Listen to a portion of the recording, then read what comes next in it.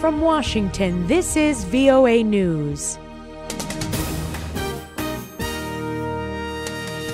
I'm Liz Palka reporting hundreds, including children, dead in Egypt. Egyptian officials say 305 people have been killed by suspected militants in an attack on a packed mosque in the volatile northern Sinai Peninsula.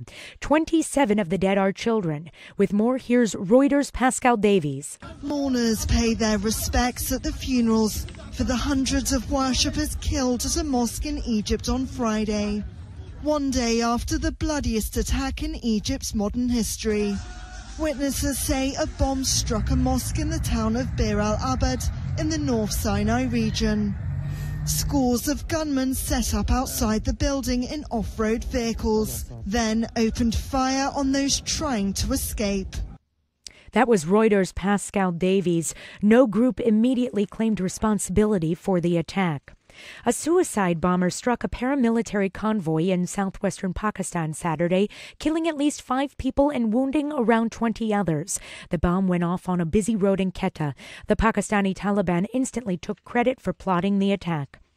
The U.S. Navy has identified 3 sailors missing in the Philippine Sea. They are Lieutenant Stephen Combs, Aviation Boatswain's Mate Airman Matthew Chialastri, and Aviation Ordnanceman Airman Apprentice Brian Grosso.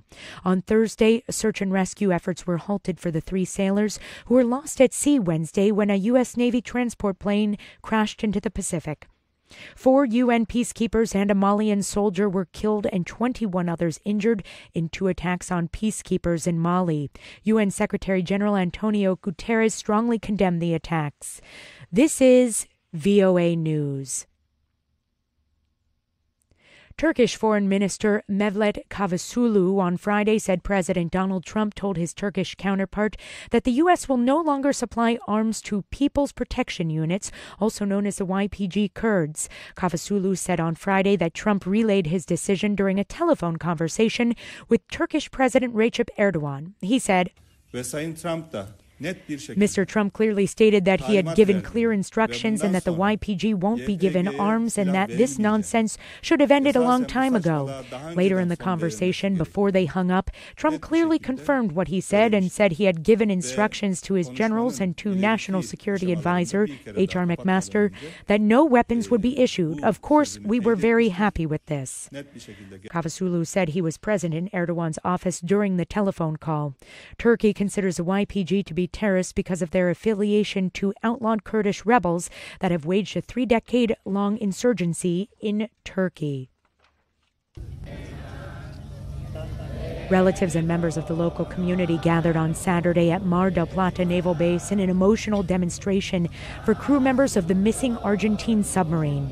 Argentina's president said Friday an international search will continue for a submarine carrying 44 crew members that has been lost in the South Atlantic for 9 days. President Mauricio Macri said that the sub's disappearance will be investigated.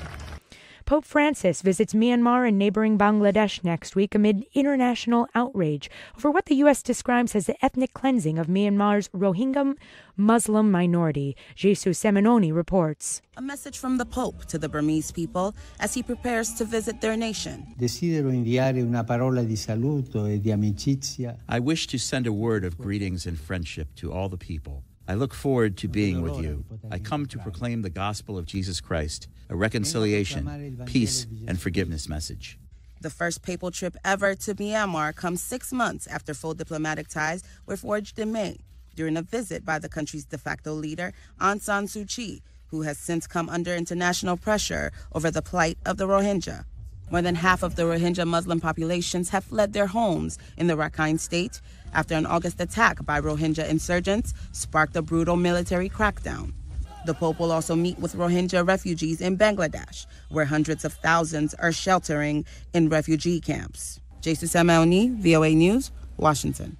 Some international flights to and from Bali, Indonesia have been canceled after Bali's Mount Agung volcano started to spew smoke and ash hundreds of meters into the air Saturday, according to officials. From Washington, this is Liz Palka reporting. That's the latest world news from VOA.